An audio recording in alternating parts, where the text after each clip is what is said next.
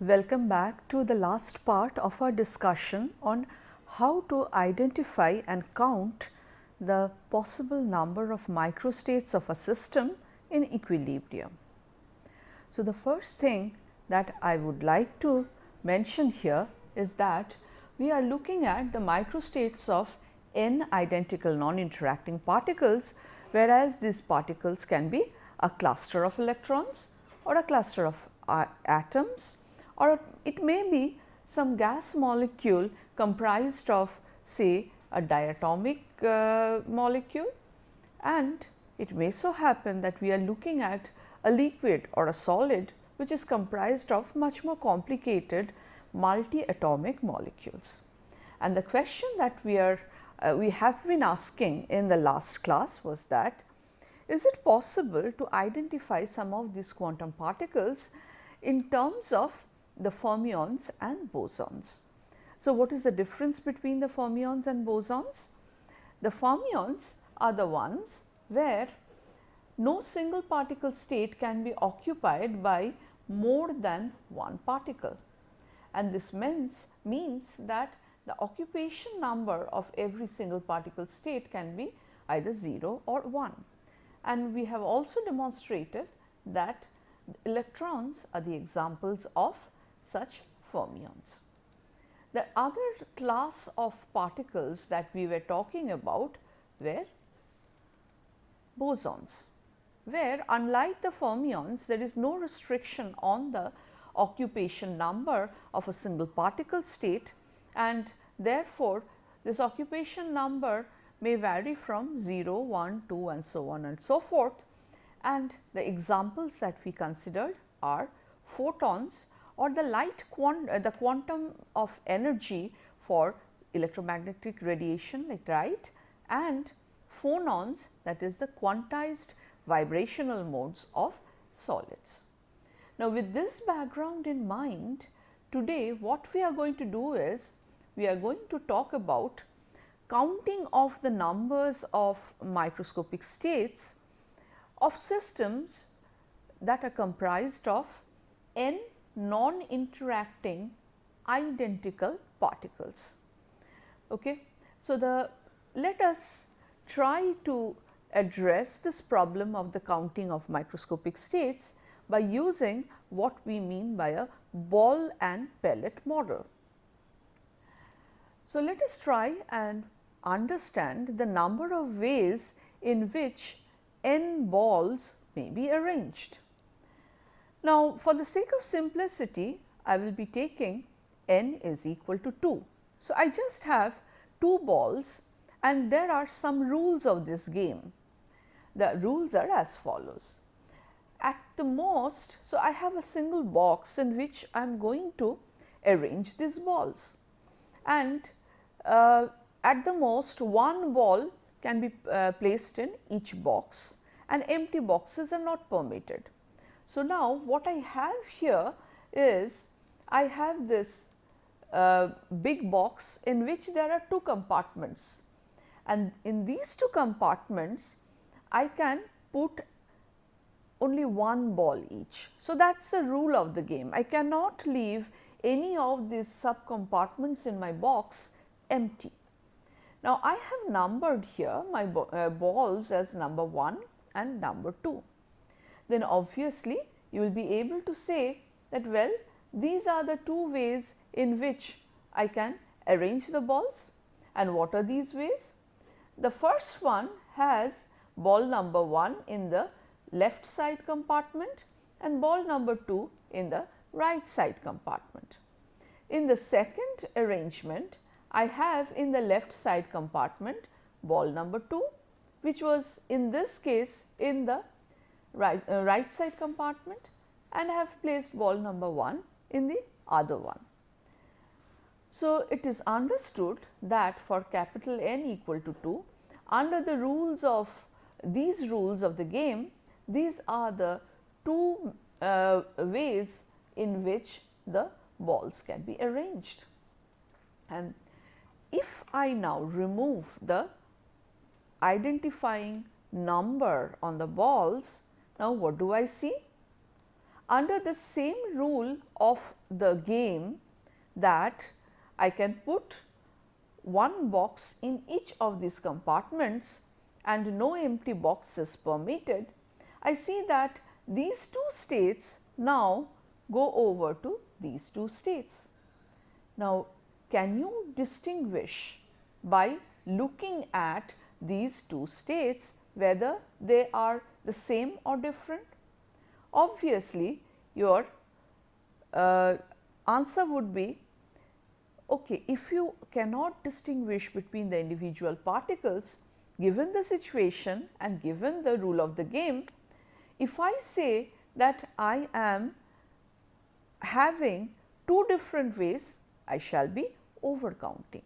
And why am I overcounting? That is simply because the two balls are identical.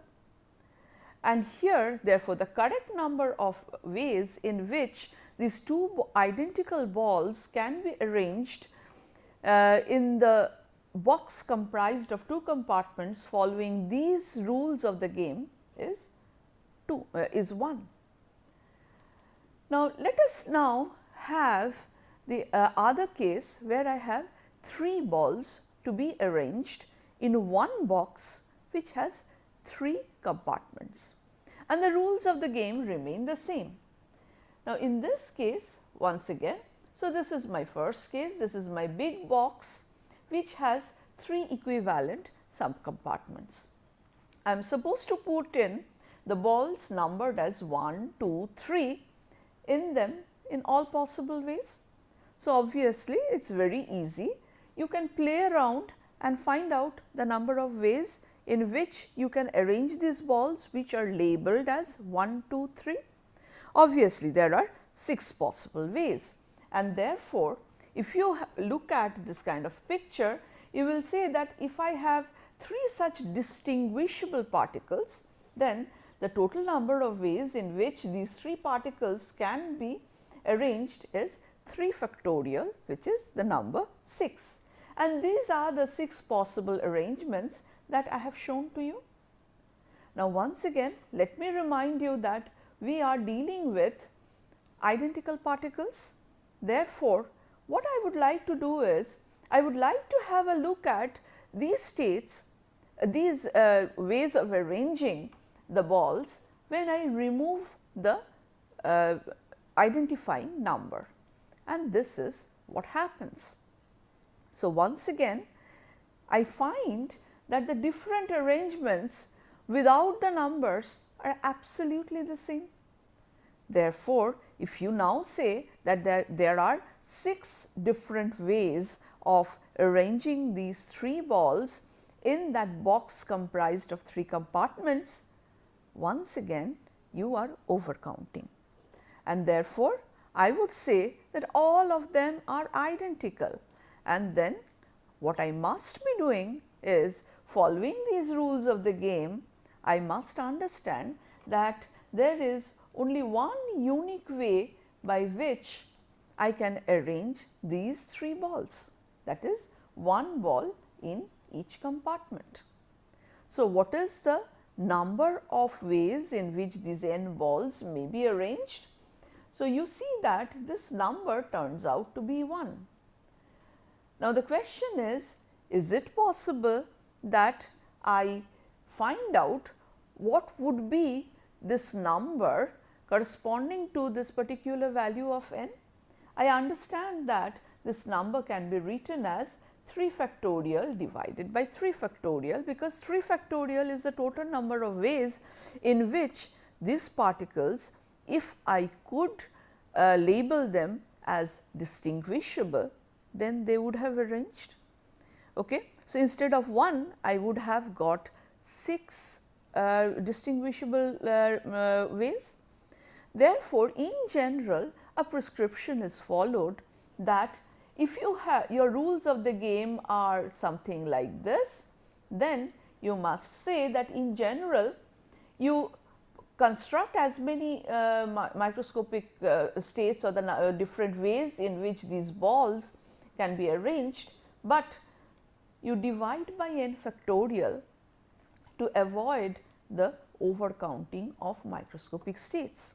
We are going to use this concept later on, but there are two ingredients that you must be aware of that we are using here.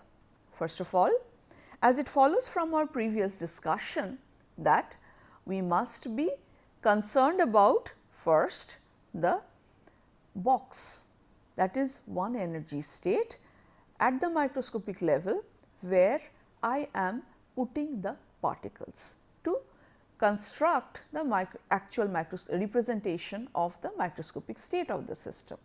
Therefore, the number of microscopic states will definitely depend on the number of subcompartments that this big energy box has.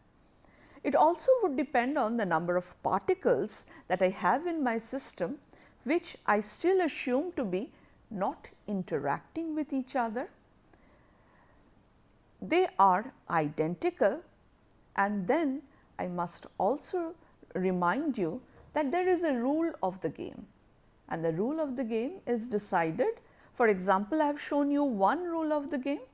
The other two rules of the games are corresponding to how you can populate fermions and bosons in their respective single particle states. So, let us now go back and have a look at the different ways in which fermions and bosons can be arranged. So, once again, let me highlight the fact that whenever we are dealing with fermions and bosons, then I must remember that the occupation number in each of the subcompartments in the box must be greater than or equal to 0, and in this case, just because 0 appears, the rule of my game includes empty boxes, means the subcompartment, if I have a given box, one of the subcompartment of the box may be empty. That means the occupation number of that box, that subcompartment may be equal to 0. Now, with this rule in mind, let us go back and now check out what happens when we talk about, say, two particles and one single particle state. So, once again, just like before, I am going to use the balls to represent my particles. Obviously, this is an approximate representation and is being used for the sake of our understanding.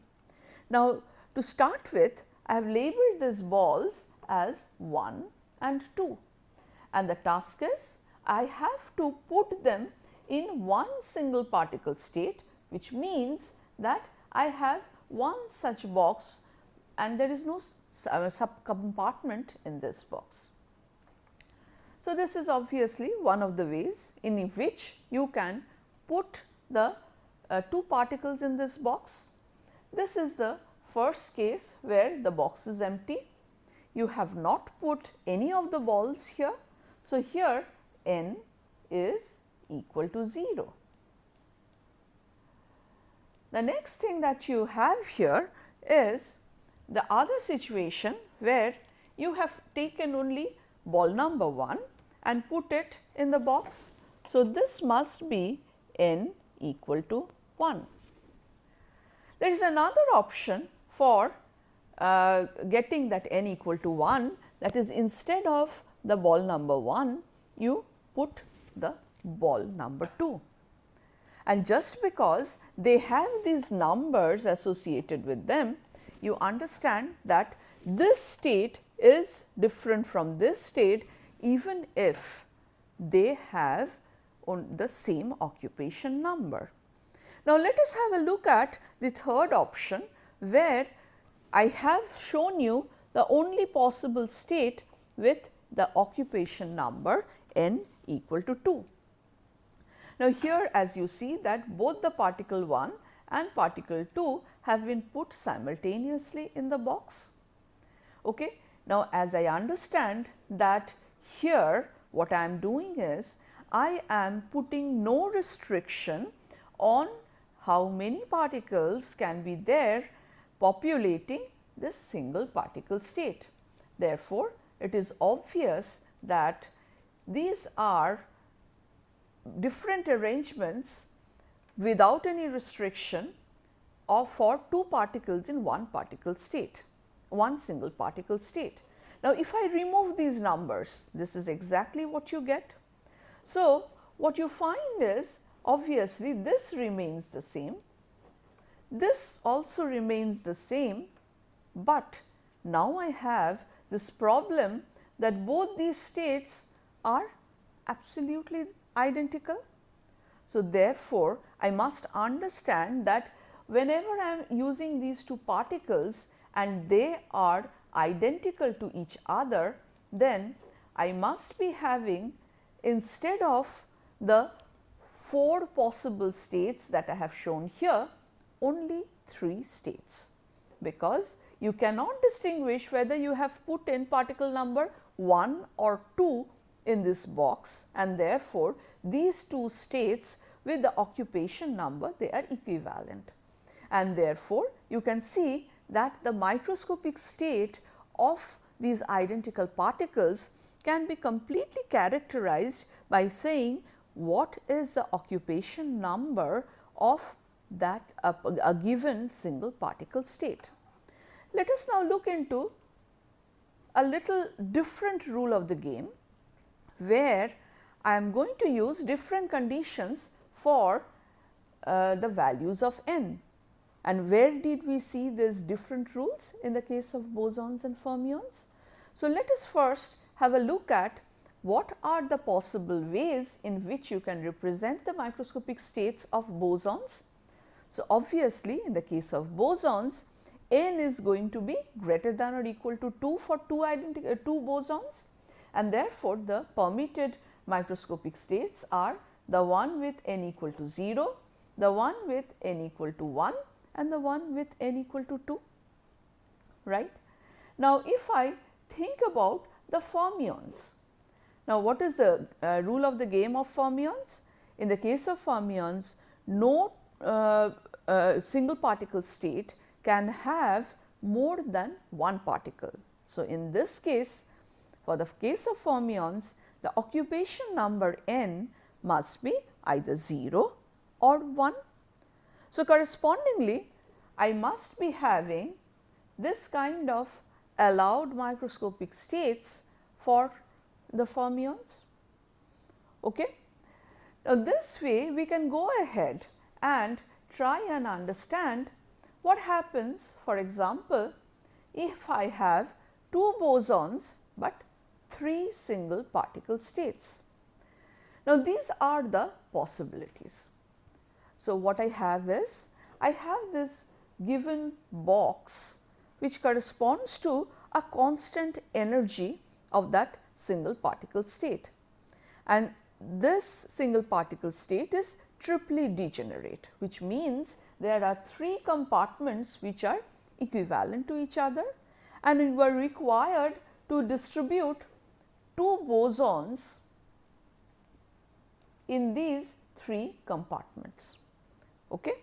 And then I would say that, well, these are bosons, and therefore, in this case, what is going to be my occupation states? My occupation states are going to have values like 0, 1 or 2 for every single particle state. Now, in this case, why do I stop at 2? Because that is the maximum number of bosonic particles that I have in this example. So, can you identify amongst all these in which the leftmost compartment has an occupation number equal to 0? Obviously, this structure, this microscopic state and this microscopic state are the ones where this leftmost subcompartment is having an occupation number equal to 0. Now, can I find out the microscopic states of the bosons where the occupation number is equal to 1 in the leftmost state? Obviously, this microscopic state and this microscopic state has n equal to 1 for this leftmost subcompartment, and obviously if I am looking for those states where n is equal to 2 for the leftmost compartment, this obviously is the case where the leftmost compartment is having both the bosons associated with it. So, now this tells us that if I have a specific rule of the game, whether it is a boson or it is a fermion, and I have a given number of single particle states, it is possible for me to just play around with these balls and given the number different compartments in which I place them, and provided these compartments are equivalent to each other in the sense that all of them belong to the same single particle state, I can generate the different microscopic states of the system. Now, let us next look at what happens to the fermions. So, now I have 2 fermions and 3 single particle states. Now, in the case of 2 fermions, I already know that my n value that can be only equal to 1. Now, let us have a look at what happens if I have 2 fermions and 3 single particle states. Now, for the fermions, you obviously know that for any compartment. So, let us now consider the case where I have 2 fermions and 3 single particle states. Now, in this case, what happens, as you understand that, so let us now consider a system where there are 3 single particle states and I have 2 fermions to be put in it. Now, this is where I have the picture showing you that there is one big box which signifies that the total energy of the system is constant, and for this constant total energy there are 3 single particle states as given by these 3 subcompartments, and following the rule of game for the fermions, I am going to allot 2 fermions to each of these compartments, and in this case I realize that I must be having occupation number of each subcompartment either equal to 0 or equal to 1, right. So, obviously, if I have to follow this rule, I understand that some of the states that I have shown here are not possible. Can you tell me what they are? Obviously, I can very easily show that the first 3 states where you have in each of these subcompartments the occupation number of 2 are not possible for the fermions. So, for the fermions, the possible microscopic states are these 1, 2 and 3. Now, can you identify the microscopic state that is having n equal to 0 for the central compartment? Of course, this is the one where there is no particle in the central box. So, this is the microscopic state for which n is equal to 0 at this central compartment. Now, think about the microscopic state of this 2 fermion system where the rightmost state is empty. So, obviously, this is the microscopic state which has the rightmost state, rightmost box empty. So, now the question is, these are actually very simple systems where I have been using a countable problem, in the sense that I have some 2 fermions, 3 single particle states and so on and so forth. But actually the problem comes when you have a very large number of particles. We have repeatedly seen in this course that we are going to talk about a very large number of particles, and equivalently there may be a very large number of single particle states available to them, where we are going to populate these particles to construct the single particle states.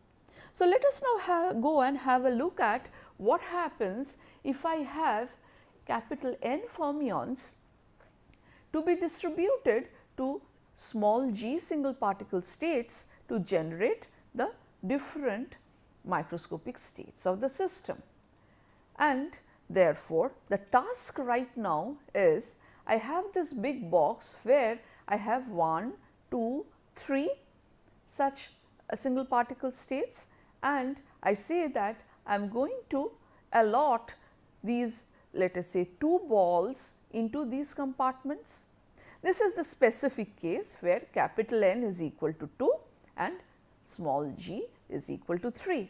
And I also know that a typical microscopic state of this system may be generated like this, where I have assigned 1 ball each to these 2 compartments, leaving the leftmost empty.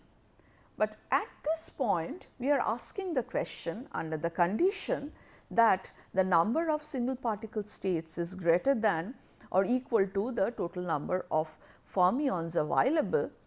Can I get the general number where I can say that, well, if you have g single particle states and you have n fermions to be distributed over them, what is the number of microscopic states that you will be generating? And this obviously is the answer. As you see that you basically have to choose the number of ways in which you can distribute capital N particles in small g boxes. So, this is GCN. Okay? And if I write down the explicit expression, that means g factorial divided by n factorial into g minus n factorial. An appearance of this term actually justifies the fact that I must be having this condition fulfilled. Now, let us check if these numbers give me the right kind of answer when I have capital N is equal to 2 and g equal to 3. So, when I have capital N equal to 2 and g equal to 3, then the number of microstates that are possible is given by 3 C2, right, and this is nothing but 3 factorial divided by 2 factorial into 1 factorial, and this is equal to 3. And we have already seen that these 3 states are like these.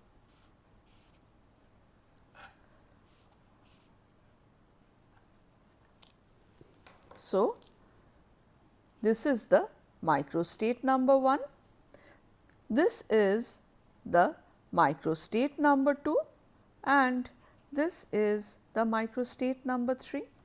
So, the basic idea here is I am going to use this kind of ball and box representation to generate the different microscopic states possible for this system.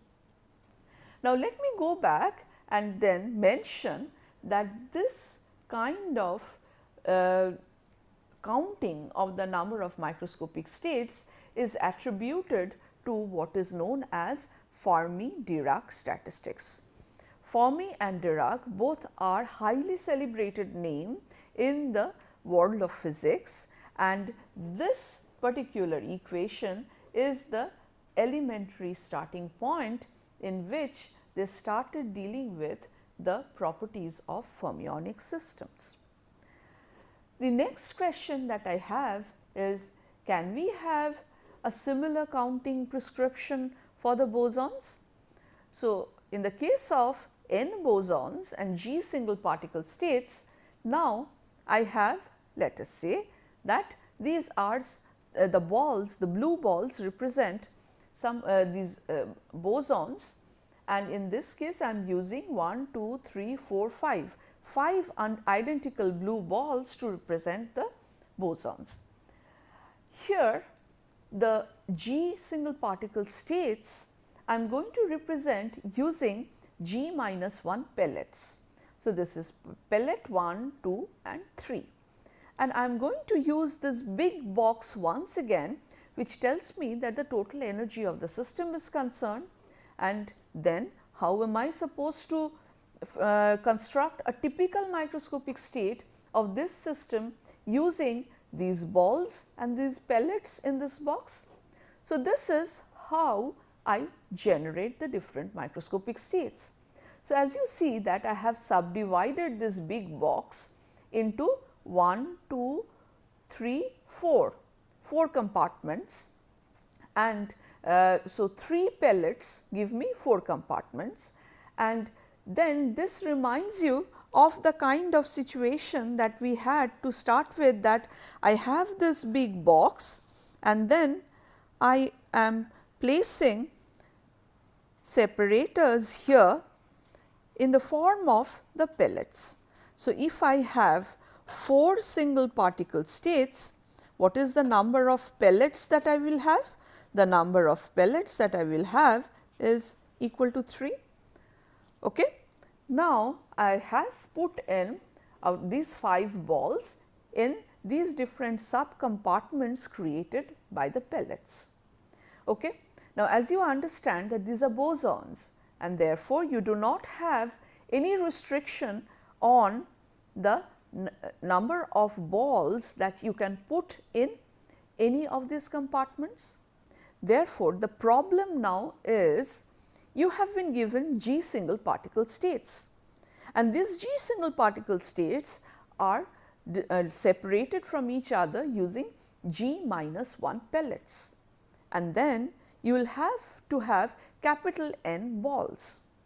So, a total number of G plus N minus 1 symbols are available to you, and you are going to play around with all possible permutations of these symbols, but you must realize out of them capital N are your blue balls, and G minus 1, these are your pellets. Therefore, what is the number of distinct microscopic states for a given system like this? And this obviously is given by G plus N minus 1 whole factorial divided by N factorial into G minus 1 factorial, and this is the starting result for counting the number of microscopic states for the celebrated Bose-Einstein statistics, named after the famous Indian physicist Satyendra Nath Bose and the world renowned physicist Albert Einstein. So, but you have seen these results before. Do you remember where you have seen this result before? You have seen it where we have been counting the number of microstates of an Einstein solid, and here as you see that we are basically using the same counting procedure, because in an Einstein solid you would remember that the way you represent the solid is a collection of simple harmonic oscillators where the atoms are present at different lattice positions connected by springs, and you say that these springs vibrate in such a way that the net vibrational pattern of this solid can be represented as a total n simple harmonic oscillators which are independent of each other.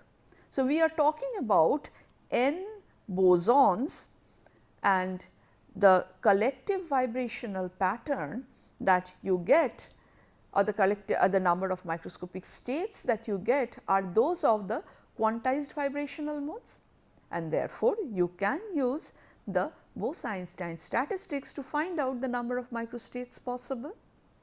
So, that concludes our discussion on the counting of number of microscopic states in a system comprised of non-interacting identical particles. We will now go over and discuss the fundamentals of statistical mechanics that relies crucially on whatever concept we have learned so far. Thank you.